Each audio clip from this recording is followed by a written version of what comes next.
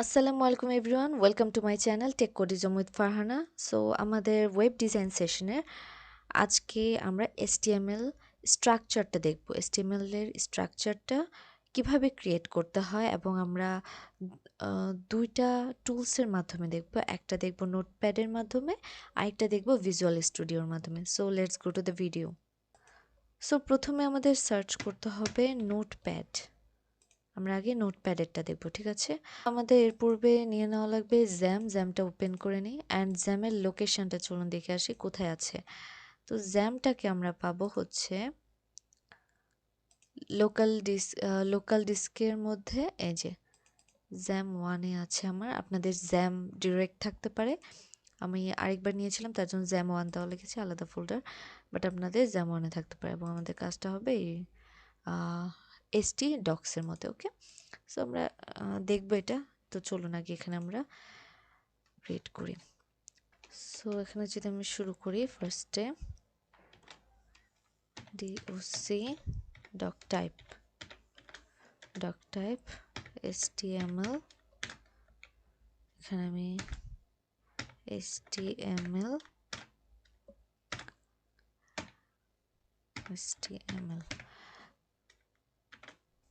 So এটা হচ্ছে opening part, এটা হচ্ছে ক্লোজিং পার্ট html এর। সো এটার মধ্যে আমি দিব আবার head, head opening part and slash দিলে এটা হচ্ছে ক্লোজিং পার্ট। সো এটা দুটো পার্ট গেল। তারপর আমার হেডারের নিচে একটা লাগবে বডি পার্ট। দেখুন, HTML এর মধ্যে কিন্তু সব কিছু হচ্ছে, হেডার পার্টটা একটা থাকবে, বডি পার্টটা আলাদা থাকবে। সো হেডার পার্ট কমপ্লিট করে এখন আমরা বডি পার্টটা লিখব। Body slash this is the body part. Okay, so আমাদের সবগুলো পার্ট নিয়ে নেওয়া হলো। এখন আমাদের কাজটাকে আমি একটু স্ল্যাশটা আলাদা করে দিই, তাহলে বোঝা যাবে। সো এখানে হেডারের মধ্যে আমরা কি লিখব? Title, title. এখানে আমি সাপোজ দিতে পারি আমার চ্যানেলের নাম।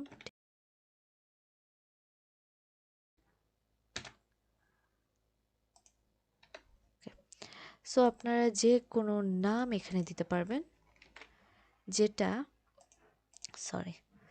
যেটা হচ্ছে কিভাবে শো করে। এই যে দেখুন, সাপোজ যদি আমরা এই ওয়েবসাইট দেখি, দেখুন এখানে নামটা শো করছে না, সেরকম এই জায়গায় শো করবে টাইটেলটা। ওকে, অ্যান্ড দেন এটা আমাদের হেডার পার্ট গেল। এখন যদি আমরা বডির মধ্যে লিখি h1, so this is I think done, and I want to save this, and where I have to save, so আমরা যাব হচ্ছে লোকাল ডিস্কে। এখানে গিয়ে যে জ্যাম যেটা আছে, এখানে আমার জ্যাম 1 লেখা, আপনাদের ডিরেক্ট জ্যাম থাকবে। ওকে, এখন জ্যামে ক্লিক করার পর আমি htdocs যেটা আছে এখানে ক্লিক করবো। সো আমি একটু ম্যাগনিফায়ার দিয়ে করি, আপনাদের ইজি হবে বুঝতে। ওকে, দেখুন, সো আমি আবার দেখিয়ে দিচ্ছি।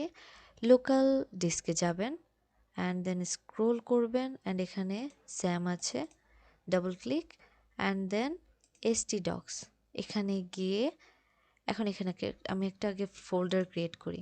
ওকে, একটা ফোল্ডার ক্রিয়েট করব এবং ফোল্ডারটার নাম দিই, সরি এটা মিস্টেকালি হয়ে গেছে। তো চলুন আমরা এখান থেকে নামটা ক্রিয়েট করে নিই। নামটা কি দেওয়া যায়?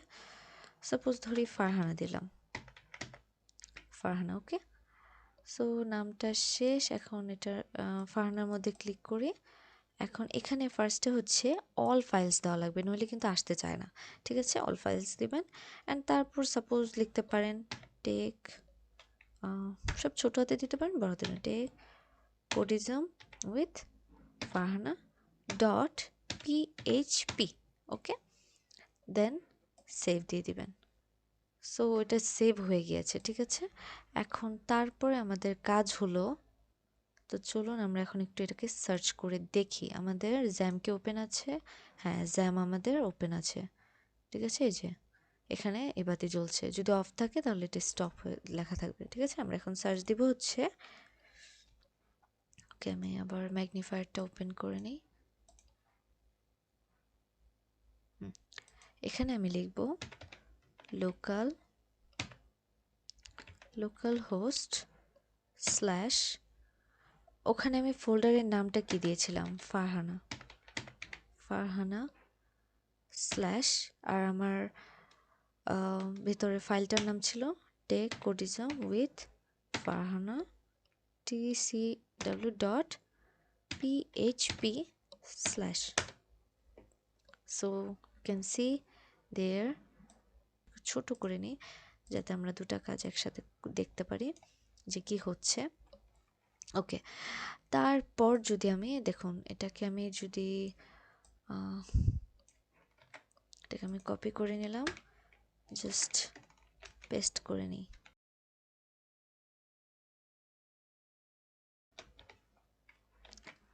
এটা এই 6 পর্যন্তই পসিবল। ঠিক আছে, দেখুন এখানে সবগুলো সাইজ শো করতেছে, কোনটা কিরকম সাইজের হবে। সো এটাকে আমি একটু বড় করে দেখাই। দেখুন টেক কোডিজম ওটা অ্যাভয়েড করুন, বাকিগুলো দেখুন। এখানে সরি, এখানে আমার নামটা ভুল হয়েছে, টাইটেল আমি বানানো উল্টা দিয়েছি, TLE টাইটেল,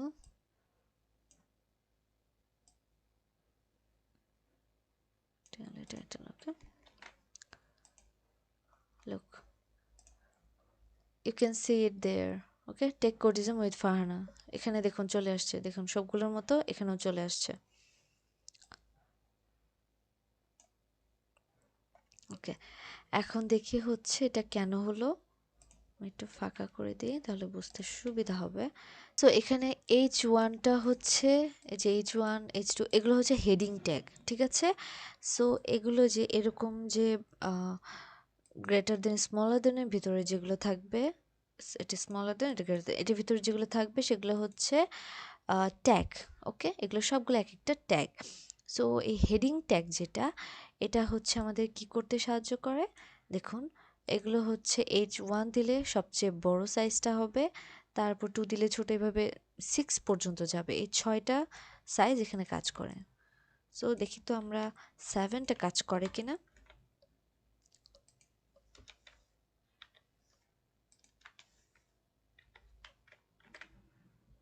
সেভ দিয়ে দেখি, দেখুন this is a normal line, এটা কোনো কিছুই হয়নি।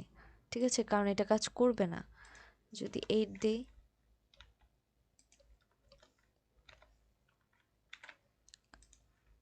দেখুন নো চেঞ্জ। ওকে, তার মানে এটাই বোঝা যাচ্ছে এটা হচ্ছে কোন পর্যন্ত কাজ করবে, H1 থেকে H6 পর্যন্ত। আর সাইজগুলো কেমন এটা তো আপনারা দেখতেই পাচ্ছেন।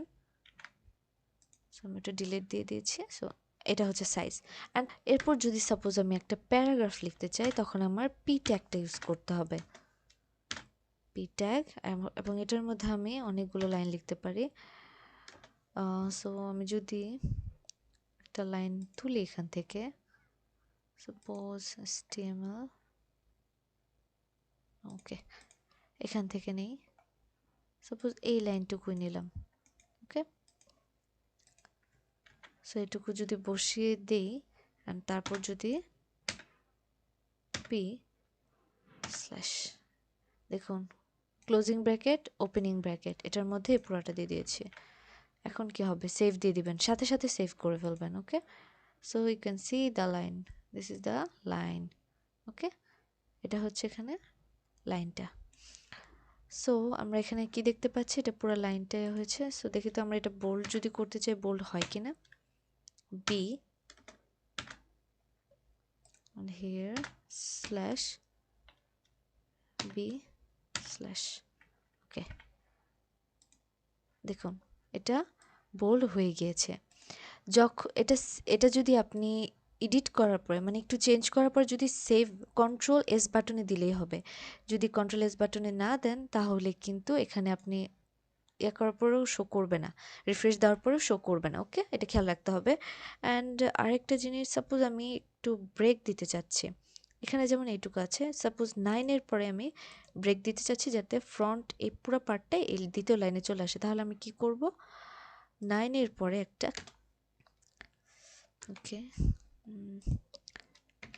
এখানে বি আর এই ট্যাগটা ইউজ করব। সো কন্ট্রোল এস, সেভ দিলাম। লুক, এটা কিন্তু নেক্সট লাইনে চলে আসছে। এখন যদি এটাকে আমি বড়ও করি, এটা নেক্সট লাইনেই থাকবে, কারণ আমি এটা নেক্সট লাইনে নিয়ে গিয়েছি। সো এরকম অনেক ধরনের ট্যাগ আছে। তো কি কি ট্যাগ আছে চলুন আমরা শর্টকাটে দেখে নিই। HTML এ যাব, এই W3 স্কুলে গিয়ে, অ্যান্ড তারপর হচ্ছে এখানে গিয়ে আমরা এখানে স্যাম্পল এক্সাম্পল দেখতে পারবো, আমি যেটা দেখিয়েছি সেরকমই। সো এটা ইন্ট্রোডাকশন হোম। এখন যদি আমরা HTML, হোয়াট ইজ HTML এ যাই, আপনি এখান থেকে অনেক ট্যাগ পেয়ে যাবেন। আমি বেসিক এই 3টা ট্যাগই দেখিয়েছি। এখানে HTML এডিটরস আছে, HTML basic, this is the doc type, declaration represents। So এখানে এটা কেন ইউজ করা হয়, যে heading part, paragraph part, P, linking, HTML linking part, এখানে আমরা কি ইউজ করতে পারি, এ দিয়ে তারপর হচ্ছে লিঙ্কিং পার্টটা। সো চলুন আমরা একটু দেখে নিই। আমি একটা একটা করে এখানে দেখবো আর এটা আপনাদের দেখাবো, ঠিক আছে। আমরা বেশিরভাগ কাজটাই করব হচ্ছে ভিজুয়াল স্টুডিওতে। ওকে, এখানে জাস্ট আমি দেখিয়ে দিচ্ছি, দিস ইজ ওকে। আমি জাস্ট কপি করে নিই সহজে, আপনারা তাহলে সুবিধা হবে কি, আমার টাইমটা বাঁচবে। ওকে, আমি একটু ছোট করে দিচ্ছি যাতে এটা এক লাইনে আসে। ওকে, সো এখানে stb.com দেওয়া আছে। সো এটাই থাকুক। আর সাপোজ আমি এটা দিলাম না, এখানে জাস্ট হ্যাশ এরকম দিয়ে রাখবেন। সো এটা ছোট হয়ে গেল। So this is the tag. এখন দেখি এটার কাজটা কি হয়।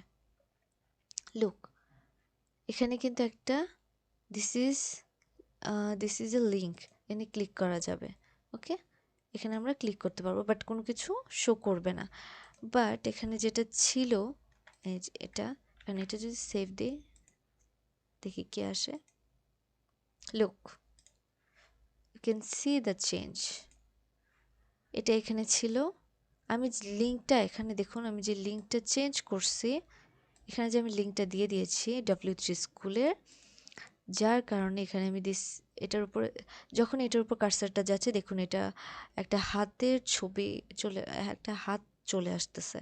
নর্মালি কার্সারটা অ্যারো চিহ্ন হয়ে আছে, বাট যখনই এটার উপর যাচ্ছে তখনই একটা হ্যান্ড চলে আসতেছে। সো এটার উপর যদি ক্লিক করি, একটা হোভার হলো, প্লাস হচ্ছে এটা ডিরেক্ট আমাদের সে ওয়েবসাইটে নিয়ে যাচ্ছে। সো এরকম আমরা যে কোনো কিছু আমরা কিন্তু এরকম রিয়েল লাইফে ইউজ করি, ঠিক আছে না। তো এরকম আরও যদি আমরা কিছু দেখি, এরকম অনেক পার্ট আছে, এগুলো আমরা যখন প্র্যাকটিস করবো আরও ডিটেলসে জানবো। যেমন হচ্ছে ইমেজ পার্ট, যদি দেখি আমরা এখানে ডিরেক্ট ইমেজ নাও আসতে পারে, বিকজ আমরা ইমেজটা আমাদের পার্টে সেট করিনি। সো ইমেজের জায়গাটা শুধু দেখাবে, বাট ইমেজ আসবে না। This is the image part, and you can see this no image is there because we didn't set there. Okay, আর কি আছে, আচ্ছা এটুকুই থাকুক। আমরা নেক্সট ভিডিওতে আমরা দেখব হচ্ছে ভিজুয়াল স্টুডিওতে আমরা কিভাবে করতে পারি। So thank you so much everyone for watching my video, and next ভিডিওতে আমি ভিজুয়াল স্টুডিওতে এটা কিভাবে করতে পারি সেটা দেখাবো। কারণ হচ্ছে আমাদের অনেক বড় প্রজেক্ট করতে হবে, অনেক বড় বলতে যেটা সবাই করতে পারবে, বাট ইজিলি করার জন্য এখানে আমার সব কোডিং করা লাগতেছে, বাট সেখানে কিছু অলরেডি কোড প্রোগ্রাম করা কিছু ফাংশন আছে, সেগুলো আমরা ইউজ করতে পারবো। সো আমরা নেক্সট ভিডিওতে ওটা দেখবো। সো এই পর্যন্ত ভালো থাকুন, সুস্থ থাকুন, আল্লাহ হাফেজ।